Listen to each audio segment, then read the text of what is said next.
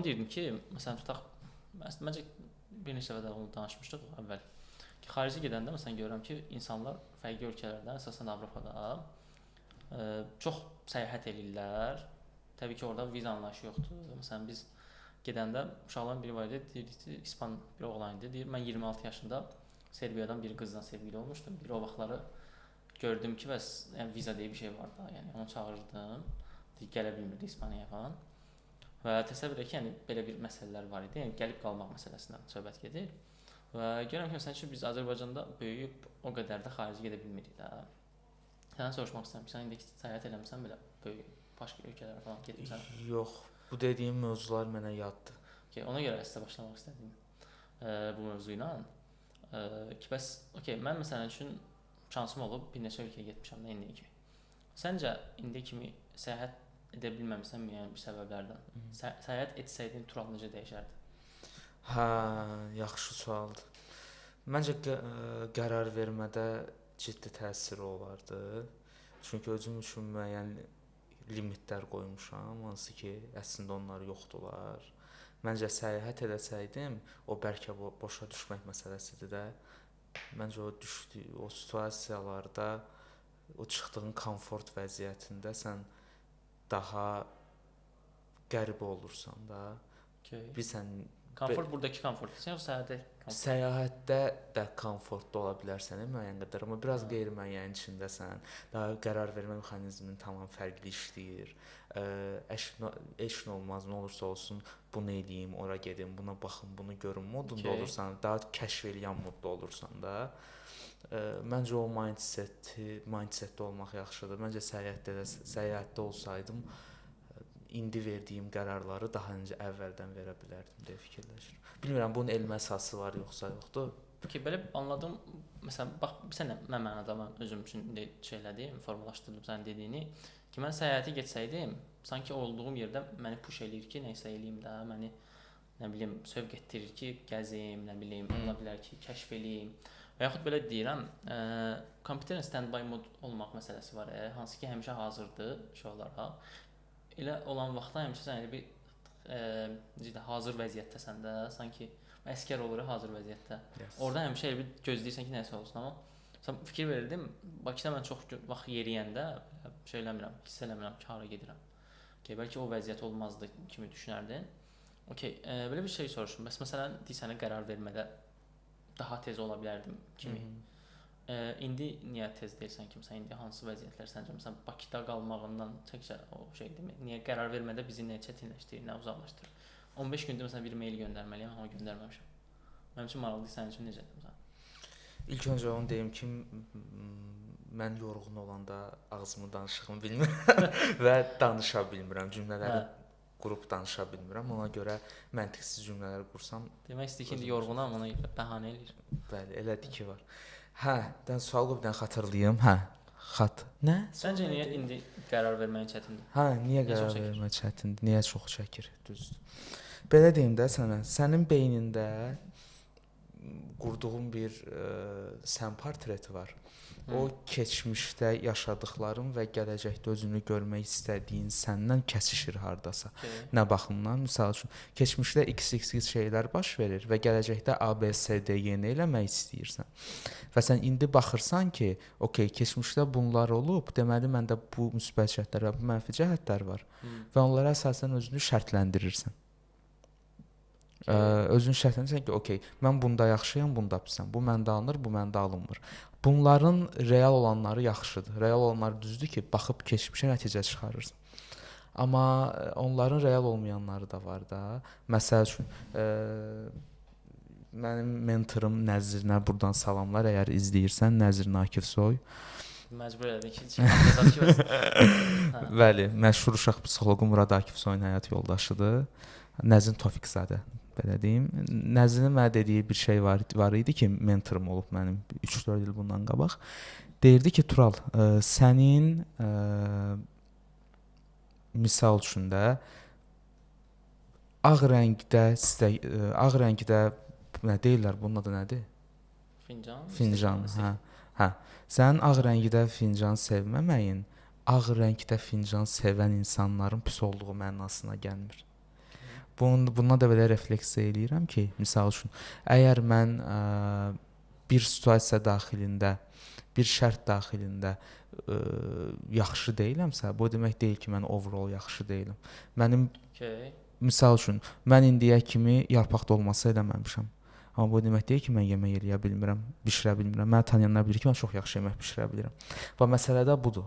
İndi o mənfi, düzgün olmayan şərtləndirmələrdə yarpaq dolması bişirə bilmirəmdən yola çıxaraq mən yemək bişirə bilmirəm mənasına gələn şeylərdir ki, onlar məncə məni istədiyim Turalı görməkdən geri saldı.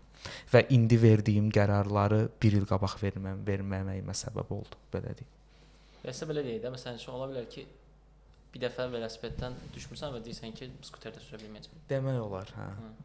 Həyata küsdüyün vaxtları bilirsən də, görmüsən özün də. Hə, məncə də görmüşəm. İndi belə çox yuxulu olanda şey deyirsən. Bizə nəyə görə deyirəm? Məsələn, şu şərtləndirmə ilə bağlı əslində belə çoxlu maraqlı şeylər belə deyək də var. Birinci nüans odur ki, yəni sən uşaqlıqda öyrəndiyin hər bir şey.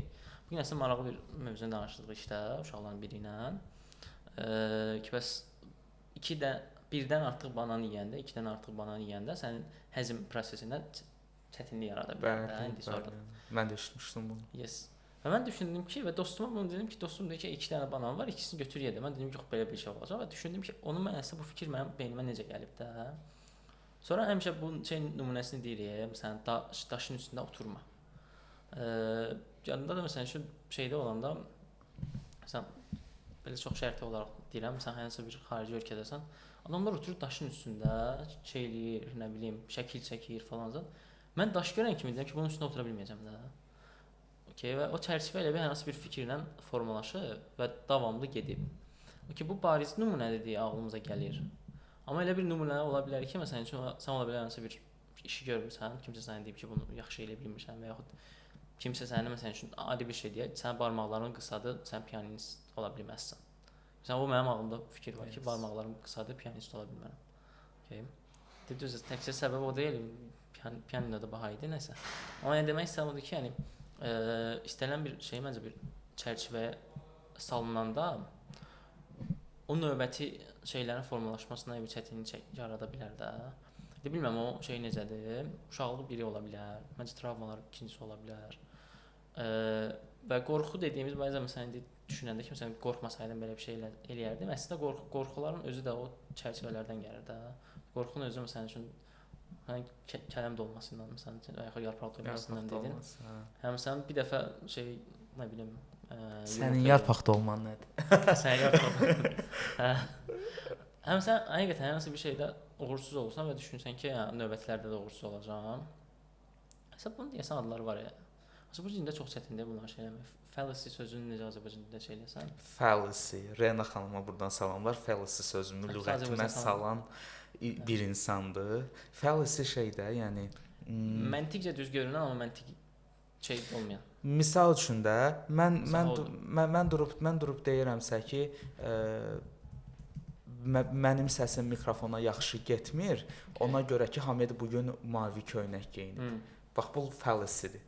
Sən nəyisə iddia edirsən, amma o iddianın baş tutma səbəbini məntiqsiz bir şeylə bağlayırsan və bunu belə Quran ayəsiymiş kimi yayırsan hər yerə. Burada isə yazıb ki, bəs şeydir.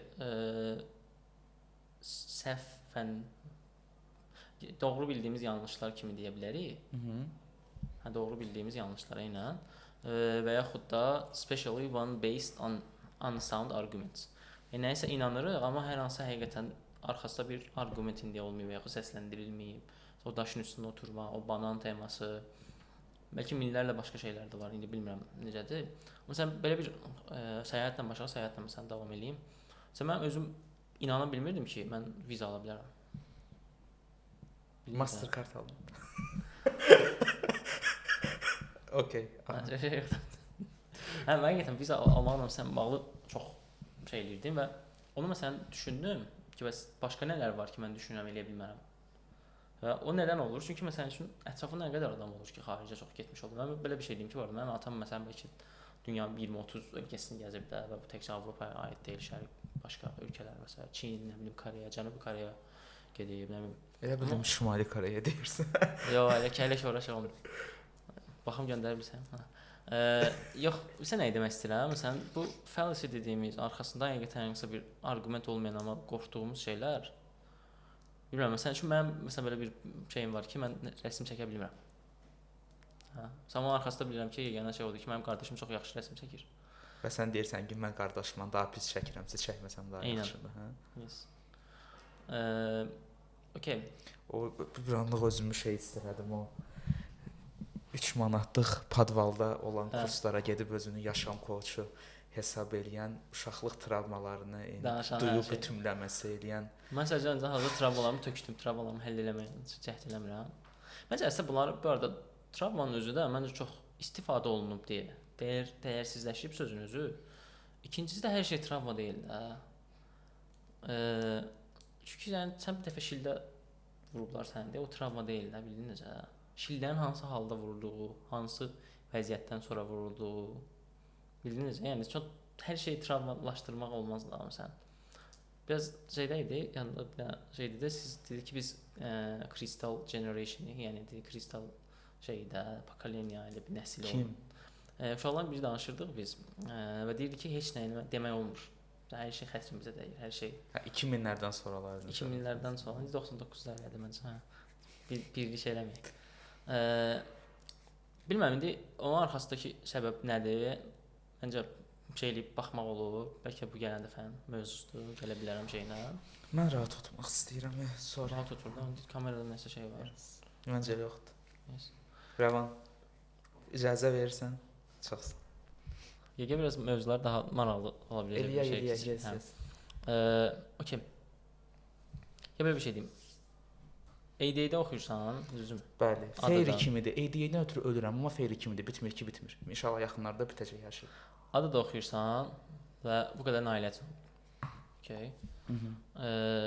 Səncə bu nailiyyətlər sənə indi kifayət eləyirmi?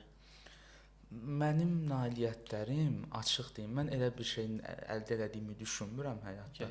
Bəzi modifikasiyaları özümə vaxtında eləsəydim, indi tamam fərqli bir Turalla özüm qarşı-qarşıyaydım. Məni qane eləmir, amma ətrafımdakı insanlara baxanda mənə elə gəlir ki, yəni onların mənə ötürdüyü impuls mənə göstərir ki, mən nələrəsə nail olubmuşam. Amma bu mənə kifayət eləmir də. Bu mənim öz gözümdə böyük bir şey deyil. Bəlkə də bu ona görədir ki, mən kənar feedbacklərə çox da bağlı deyiləm. Amma özümlə müqayisə edirəm ona görə. Feedbacklər belə deyil. Sən tərif, kompliment eləyəndə sən xoşun gəlmir, yoxsa ümumiyyətlə düşünmürsən? Yox, misal üçün də insanlar deyir ki, "Ay, sən adada oxuyursan." Mən deyirəm, "Nə olsun ya, adada oxumaq böyük bir privilegedir." Yəni adada biraz hazırlaşıb sən də gedib oxuya bilərsən də. Yəni bu niyə bu qədər böyüdülür? Ya da eşidəndə ki, insanlar mən təhsildən rəqəmsal innovativ sahəyə transaction eləmişəm, bunu da böyüdürlər özlərində ki, sən bu qədər təhsil sonra getdin elə belə. Yəni Hamedin sayəsində öyrənmişəm də bir çox şeydə. Yəni bilmirəm, mənə gəlmir bu privilege kimi, bir fəxr kimi. Sənə gəlir? Bax məsələn, sən dediyin indi ona görə məsələn mən düşündüm. LinkedIn-də baxırsan. Hə, LinkedIn-dən baxıram. Niyə öz uğurlarımızı paylaşa bilmirik? Hə, düz deyirsən. Bax, aprelin 1-də Azərbaycanı onlayn şəkildə Cenevrədə keçiriləcək iqlimlə bağlı qlobal bir forumda təmsil elədim. Və bu böyük bir şey idi. Amma mən bunu paylaşmadım. Mən BMT-nin Gənclikdə Müəllif Məşvərət Şurasının üzvüyəm Azərbaycanda. Bununla bağlı bir dənə də post paylaşmamışam. Dövlət rəsmiləri ilə, high level authority-ləri ilə bir yerdə eventlarda oluruq. İkisi də. Okay. Yəni sənin üçün insanlar tərəfindən və yaxud hətta sənin özün üçün belə çox fəxarət hissi gətirə biləcək bir şey olsaydı düşünən paylaşardın ha? Hə, bilirsən, mən onu nə vaxt paylaşıram? Vaxt tutaq ki, bir şey əldə elədim və mənim potensialımın misal üçün deyirəm 40% getdi, 30% getdi. Ola bilsin ki, insanlarda bu wow effekti versin ki, ha bu bunu eləyir. Amma mən bilirəm ki, mən onu çox belə əziyyət çəkmədən eləmişəm. Mən bilirəm ki, 80-90% şeylərə də çata bilərəm biraz çalışsam. Çox güman ki, çalışmıram, ona çatmıram. Ona görə o mənə ləzzət eləmir indi çatdığım şeylərdə. Bilmirəm. arxasında olan effort böyük olmayanda Effort impact məsələsi də az effortla hə, başqa insanlar üçün çox, özümə görə az impact qazanıram. O bəlkə də o mənə ləzzət eləmir. Onu düz deyirsən. Bu qəşəng. Təşəkkür. Səndə nə tər olur? Maraqlıdır. Məsəl üçün sən də çalışdığın iş yeri, indi bilmirəm burdan açıqlama olar yoxsa yox, kifayət qədər lokomotiv bir yerdir və ora sən olandan bu yana kifayət qədər yeniliklər gətirmisən. Bu səni nə tər hiss etdirir? Elə baxanda keçən ilə nəzərən özümü daha xoşbəxt hiss edirəm, amma işlədiyim yerlə bağlı deyil də. Məsələn, belə bir mövzu deyim, bunu nəyə görə sırf adayla sən elədim. Ətrafında çox insanlar var ki, Azərbaycanın ən yaxşı universitetlərini oxuyurlar. Azərbaycanın yaxşı universitetləri hansılardır? UNEK-dir, ADA-dır, Bakı Ali Neft Məktəbidir və hələ də xoşbəxt deyillər. Xoşbəxt olmamaq demirəm, amma yəni adam gülmür demirəm. Sən UNEK dedin? Hə. İlk nəzərə aldıq da, yəni. Pis universitet. Baxır da, yəni şeylər var, okey. Oradakı biraz nisbidir də fikirlər. Mən demək istəyirəm nədir məsələn? Danışanda adamlar xoşbəxt olmamaq deyəndə özündən heç vaxt razı deyillər. Bildin necə? Eynən. Okay, yəni mən heç vaxt kifayət deyiləm, mən heç vaxt yetərli deyiləm kimi fikirlər var və ona görə bu mənə düşündürür bəzən ki, yəni bəlkə bu ortaq bir şeylərdir. Çünki məndə də olub məsəl üçün hal-hazırda məndə də olub deyəndə, yəni demirəm. Bu sən bayaqlar deyirdin, məsələn, bir şey yaxşı deyildi, o demək deyil, hər şey yaxşı deyil. Okay. Ola bilər ki, çox sahələrdə hal-hazırda daha özümə güvənirəm, daha xoşbəxtəm. Müəyyən sahələr var ki, yox, o qalıb. Məsələn, keçən il nəzərən baxıram, deyirəm ki, məsələn, mən keçən il niyə xoşbəxt deyildim? Yəni aşağı-yuxarı eyni vəziyyətlərdəyim mən şeydən. Gəlir olaraq, status olaraq, hal-hazırda məsələn pozisiyam üzrə ən cavan əməkdaşam, çox belə üstünlüklər var da. Və sizə gördüm ki, bu xoşbəxtlik içdən gəlir deyə sən də həmişə çöldəki şeylərlə müqayisə edirsən, statusundan və statusun indi ordun mütəxəssis, sabah gün baş mütəxəssis ola bilərsən. Sonra baş mütəxəssis olanda deyirsən ki, mən niyə menecer olmamışam? Menecer olanda deyirsən ki, mən bütün şirkəti idarə edərəm də. Və həmişə bu o demək deyil ki, bu arada baş verəcək. Yəni həmişə baş vermir. Amma həmişə narahatsan, həmişə içində şey var ki, mən kifayət deyiləm, mən yetərli deyiləm və daha çoxunu istəyirsən. Daha çoxunu istəyirsən deyə əlində olan heç vaxt şey eləmirsən. Və mən hiss edirəm, burada şükür eləmək mənasına gəlmirəm, minnətdar olmursan demirəm. Biraz trend var, hər şeyə otur, şükür elə, minnətdar ol, nə bilim, yoga eləyirlər, falansa. O formatda demirəm. Demək istəyirəm ki, yəni oturub baxasan ki, yəni sənin daha çox olmağına niyə lazımdır o sənin üçün, okay? Məsələn üçün mən fiziki tərəfdən şey demirəm, sağlamlıq tərəfdən demirəm, çəki olaraq deyirəm. Məsələn, mən 50 kilo götürə bilirəmsə, mənə kifayət edirsə, məncə ikimizdə də çıxıb ki. Məncə bu otaqda 3 nəfər şey eləməliyik, idmana da başlamalıyıq bu şeylə. Bəli. Məsələn, 50 kilo götürmək gücüm olsa kifayət edirsə, mən onu düşünürəm ki, 60 kilonu götürə bilmirəm deyə kifayət deyiləm. Güclü deyiləm başa düşün necə. Həmişə daha yaxşı var, amma indi olduğum situasiyada kifayət qədər yaxşıdır. Ona görə yox ki, məsələn, şeylər də var, başqalarından daha yaxşısan. Başqalarından daha yaxşı olmaq həmişə adamı xoşbəxt eləmir. 100% evet. Bəlkə də bu dəqiqə bilmirəm, UNEK-də, Lənkəran dövlətdə magistr oxuyan bir insan məndən daha xoşbəxtdir. Diskriminasiya eləmək? Diskriminasiya eləmirəm. Sadəcə yəni reytinqlər ortadadır. Təhsilin keyfiyyəti ortadadır, innovativlik ortadadır. Yəni görünən kəndə bələdçiyə ehtiyac yoxdur da.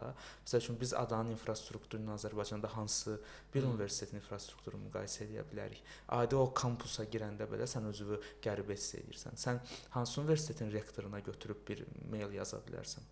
Hansı rektor həyata düşəndə 10 dənə mühafizə rektoru çevrələyir. Rektorun bəlkə də bir 500 metr diametri mühazirəyə alınır. Amma adada da bir şey yoxdur. Sən adanın rektorunu kantində oturub sənə bir də çay içəndə də görə bilərsən, sən söhbət edə görə bilərsən. Sözün var, open sistemdir. Mail yazıb hamıya ürək sözü deyə bilərsən. Şikayət edə bilərsən. Rektordan tutmuş ən aşağı level işçiyə qədər. Bunu hansı universitetdə eləyə bilirsən? Bunlar küçümsəməməliyik. Bunlar bilirsən nə qədər insanın motivasiyasını, oradakı valued olunmağına, sense of belonging, mən İngiliscə danışıram. Yəni dəyərli hiss eləmək və hansısa bir yerə aid hiss Aid olmaq. eləməyində nə qədər müsbət rollar oynayır. Məncə bunları biz göz önündən qaçıra bilmərik. Amma bütün bunlara baxmayaraq o müqayisələr məncə eləmək olar ki, olduğun yer bəli sənə müsbət təsir edə bilər, amma sən özünlə nələri həll eləmirsənsə yenə xoşbəxt olmayacaqsan. Məsələ odur. Əsas maraqlı tərəfi odur ki, müqayisə etməyin deyəndə insan nəsə beyni müqayisə ilə anlayır. Məsələn, bir şeyin kiçik və yaxud böyük olmaq məsələsinə A/B baxanda test. Yox. Bayaq danışmışdıq deyə refer elədim. Yox, şey olaraq bilmirəm, həqiqətən belədir. Məsələn, sən kiçik böyük o məsələ var. Məsələn, Əslində elədir də. Bir dənə kitabın daha böyük olub və yaxud balaca olduğunu necə başa düşərsən? Nisbidir də. onu başqa bir kitabla müqayisə edərək onu başa düşə bilərəm də. Yes. Amma sən nəyə görə deyirəm? Məsələn, kitab ölçüsü adamın beynində bir şey var da. Bir təsvir standardı var da. Amma bir kitab böyüdür deyəndə nəzərində gəlir də nəysə. Və yaxud məsələn, nə bilim, hər şeyin məncə şey var da, nümunəsi varsa. Çemadan bir xüsusi şey var, ölçüsü var. Bir şey, yəni bu böyük çemadandır, bu balacadır. Müqayisə ilə bağlı mənim heç bir problemim yoxdur və hətta düşünürəm ki, yəni, həyatım boyu müqayisə etdiyim müddətdə nələrsə öyrənmişəm. Məsələn, müqayisə bəzən şey olur, biraz yayındıra bilər adamı. Adam deyir ki, okey, müqayisə edirsən, baxsan ki, bu yerdə olmaq istəmirəm də, ona görə. Yəni sən baxırsan ki, elə insanlar var, bəlkə mənim 25 yaşım var, 26 yaşım olacaq. Məsələn, bəzən baxıram, deyirəm ki, mən həyatımın axırına kimi istəmirəm də, daim işləyim, daim çalışım, daim təşvişli olum, daim təlaşda olum ki, okey, 25 yaşımda çatmamışam. Amma həmişə düşündüm ki, 30 yaşımda falan şey olacaq, bəhman şey olacaq. Halbuki əslində bu dəqiqə xoşbəxt olmağım üçün içimdə nələrsə var. Amma müqayisə edirəm də, baxıram ki, eyni yolu gedən insanlar da var. Dəstə düşündükləri ona gətirməyib də. İndi dedim mən də 1-2 aydınlanma yaşadı, evdə gedib bu barədə fikirləşəcəm. Axşam o şey üçün fikirləşmək üçün çevirdim. Material verdim mənə. Yes. Hə, əslində o formatda mən nəyə görə düşünürəm ki, müqayisə eləmək kifayət qədər yaxşıdır. Çünki yəni sən müqayisə həmişə şey eləmirsən ki, özünü qınayırsansa problem var. Müqayisə edib baxırsan ki, hə nə boşluq var. Necə bir yol xəritəsi qura bilərəm, necə bir şey özünü bəlkə də müəyyən qədər özünü qınamaq da düzgündür. Mən öz perspektivimə burada mən heç kimə ağıl vermirəm, heç kimə işini öyrətmirəm, kimə sənəsə öyrətmək kimi bir missiyam, hədəfimdə yoxdur. Prosto indi oturmuşuq burada özümüz üçün havadan sudan danışırıq. Bilirəm ki, bir bəzi tanışlarım belə mənə şəxsilə kommentlərdə yazacaqlar, bunu indidən kontratak edirəm. Sadəcə mən özümdən yola çıxaraq deyirəm ki, qınayırsansa actiona da keç də, kiçik də olsa, az da olsa addımlar at. Bayaq dedin, sən geri salan şeylər nə idi? Mən addım atmağı buraxdım ona görə. Və məncə tək deyiləm bu barədə. Hə, razıyam. Bilirsən ki, nələrsə düz deyil, amma yes. İndi ona görə yaxşı hiss edirəm ki, yavaş-yavaş da belə də olsa addımlar atmağa başlayıram. O məni yaxşı hiss edir. Səndə də evdə olur, belə sizdə şey olur, belə oturmusan, belə scroll edirsən də, sürüşdürürsən. Hə, belə sürüşdürürsən. Daha pis sürüşdürürsən. Hə. Belə oturub şey edirsən, sonra birdən yadına düşür ki, yəni birdən özünə gəlmirsən ki, yəni bu düzgün bir şey deyil də. Hə, mən özü də xüsusilə səhər dururam belə kravatda oturmuşam yataqda belə taq belə şey eləyirəm. Sonra bilirəm ki, onu etməməliyəm, amma hərəkət eləmirəm. O bilsən necə addımlamıram da nəsə bir şey eləməyə. Məncə həyat da əsas odur. O durğunluq şey olur, momenti olur. Əgər belə bir formatda soruşum sualı. Durğunluq suyun bitdi. Suyun bitdi deyə tez bitirəcəksən üçün. Ya. Hə, elə şeylər. O durğunluq halına gəlməyəsən deyə və elə bir o hərəkətə başlayasan deyə səncə nə lazımdır? O həmişə motivasiyadırmı? Məncə yox, motivasiya deyil. Bu bilirsən nəyə oxşuyur? Necə ki, məsəl gəl sənin işindən misal götürək. Necə ki, yeni bir funksionallıq sən gətirəndə onu təksən yox, səndən əlavə bəlkə də bir 10-15 nəfər onu gözdən keçirirsə, bunun pre-production, nə bilim post-production, production, test falan 100 nəfərin əlindən bəlkə də bir 200 nəfərin nəzərindən keçirir. O proses düzdür. Ondan sonra təsdiqlənir, paylaşılır. Məncə bizdə də belə olmalıdır. Məsəl üçün mən düşünürəmsə ki, mən bu dəqiqə bilmirəm, dünyanın ən axırıncı insanıyam. Mənə həqiqətən də müsbət rəy verə biləcək insanlar da bu barədə fikir bildirsə yaxşı olar. Məsəl üçün dostuma gedim deyim, bir böyüyümə gedim deyim, O da baxsın situasiyaya, Hmm. görsün bəlkə belə deyil və bəlkə doğrudan da elədi. Amma mən nə eləyə bilərəm? Gidib dostuna desən ki, sən şeysən biraz oyunu eləmirsən sən. Nə gündəsən? Deyə də bilər. Biri onu deyər, biri Hə. başqasını deyər. Məncə əsas məsələ odur ki, özün tək özün qiymətləndirmədə, çünki orada sən səhv də qiymətləndirə bilərsən. Kənar gözdə olsun. Yes, kənar gözdə olsun. Məncə mənim elə feil eləməyimin səbəbi o kənar gözləri yığışdırmağım oldu. Səhət danışma həyatımda heç kim yox idi bir müddət.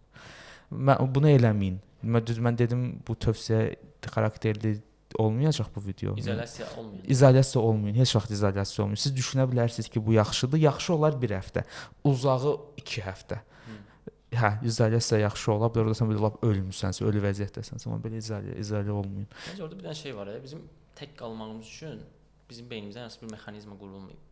Amma sənin üçün çox ölkələrdə var ki, 18 yaş olanda evdən çıxırlar da. Yadıma gəlir, 14 yaşım falan olanda qardaşım 18 yaşı var idi. Atam həmişə dedi ki, bəs xaricdə cəmaət məncə belə səs şey yazacaq ya.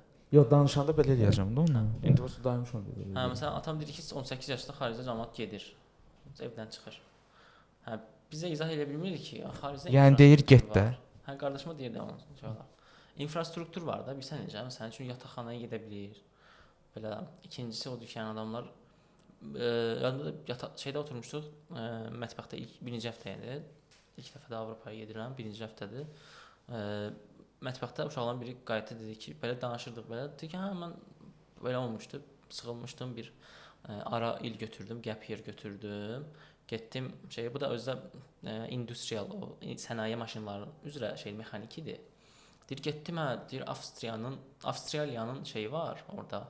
Bu boyu kombaynlar falan yoxdur. Deyir getdim orada 6 ay bütün Avstraliya boyu biz şirkətlə biz elədik də bütün o məsəl bir maşınlar üzrə falan bərpa işləri falan gördük ki, sezona hazırlaşsınlar deyib. Avstraliyanın yuxarından elə bir üst tərəfindən aşağısına getdik də. Hə, sonra deyir çıxıldım oradan getdim Amerikaya. Adam sıxılanda yəni Amerikaya dönüb getdi də. Mən belə qayıtdı dedi ki, "Bu sən haraları gəzmisən?" Belə şey elədim ki, bəs. Biləcək. Bir dəqiqə Mehdiyabad. Türkiyəyə getmişdim o vaxtlar, Trabzona getmişdim o vaxtlar, getmişdim, Gürcüstana getmişdim amma yəni demək istəyirəm ki, yəni o təcrübəni qazana bilmirdim də. İnfrastruktur deyəndə təkcə söhbət yoldan getmir də. Yes. Hər tərəfli gedir. Yəni və elə oldu ki, demin baxdım ki, həqiqətən bunun çox böyük bir şey var. Məsələn, adam 26 yaş var idi, mənim olduğum yaşda o vaxtda. Çox rahat idilər məsələn. Həmin yataqxanada 30 yaşlı məsələn bir var idi, oğlan var idi. Adam Mərakeşdə olmuşdu, Mərakeşdə işləmişdi bir neçə vaxt falan. Exchange eləmişdi, mübadilə proqramlarına qoşulmuşdu. Hə. Sonra gəlmişdi. Mən 30 yaşında hələ yataqxanada yaşayırdım. Okay. Və mən bunu sözü deyəndə özüm beynimdə qınayıram adamı, hələ də yataqxanada yaşayırdı. Sanki elə bu çox pis bir şeydir də, bildin necə? Çünki bizdə 25 yaşında sən hər şeyi əldə eləməlisən. 25 yaşında sənin ipotekada da olsa evin olmalıdır, sən ən azından nişanlı olmalısan. Deyir qohumlar xətrinə, ailə cəmiyyət xətrinə övlad məsələsi. Hələ ki o fabrication proses başlamalıdır. Zarafətsiz deyirəm, o məsələyə baxdım və dedim ki, həqiqətən nə qədər fərq var da. Və əslində bizim bəzən rahat ola bilməmək səbəbimiz də bəlkə o çərçivə ilə başladıq, məncə çərçivə ilə qutara bilərik. Və qoyduğumuz çərçivədirmi, ya da ətrafımızda olan fikirlər bayaqlar dediyim fikirləri olsun. Ətrafımızda olan fikirlərin özü də çox belə çərçivədədir. Bildin necə? Ona görə məsələn son vaxtlar sosial medianın olması, nə qədər insanlar var ki, xaricdə yaşayırlar, xarici gedib eləyiblər, təhsil alıblar, fərqli fikirlər gətiriblər də. Onlar üzrə bizə fikirlər gələndə biz başa düşürük ki, dünya həqiqətən sən deyirsən biləcəklərdən ibarət deyil də. Biz artıq gözümüzü açırıq, o ətrafımızda ala biləcəyimiz insanları seçici oluruq. Həmişə məhəllə uşağı, qrup yoldaşını, sinif yoldaşını götürmürsən. Bilmirəm indi necə olacaq bundan sonra. Amma düşünürəm ki, o daha rahat olacaq ən azından.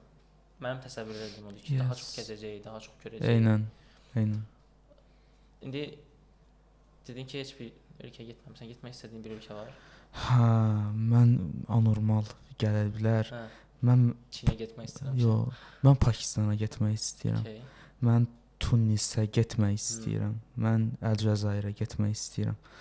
Mən getmək istəyirəm Şri Lankaya. Okay. Mən getmək istəyirəm Sao Tome'yə, Sao Tome və Principe adaları var.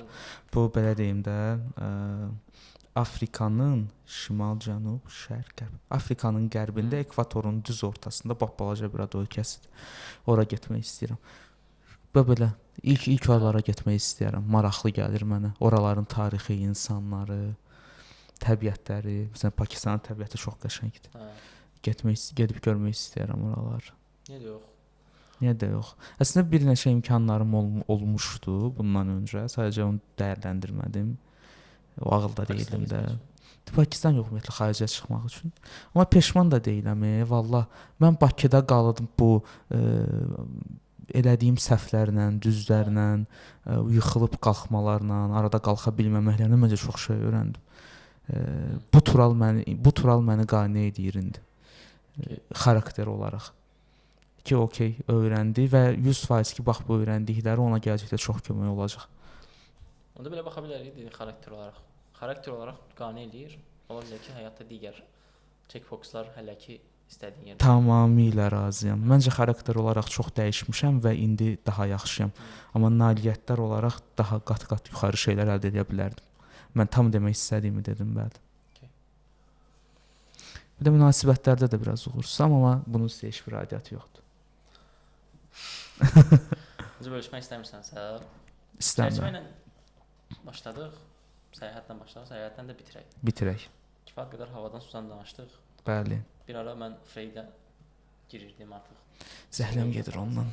Deyirəm, diskriminasiya eləyirəm, zəhləm gedir, hə, buyur. O da yaşasaydı səndən zəhləsi gedərdi. Cəhənnəmə getsin. Avstriyada falan, nə bilim, İsveçrədə yaşayır. Avstriyada özündən səy-səy şeylər çıxardıb və indi də milyonlarla insan arxasınca gedir, hansına heç bir elmi əsası yoxdur. Mənim dediyim də fəlsi ola bilər, məlesef çıxarda bilərsiniz, intuitiv danışa bilərəm. Amma nə bilim, cinsəllik bir insanın əsas drive, cinsəllik. Yo, come on da.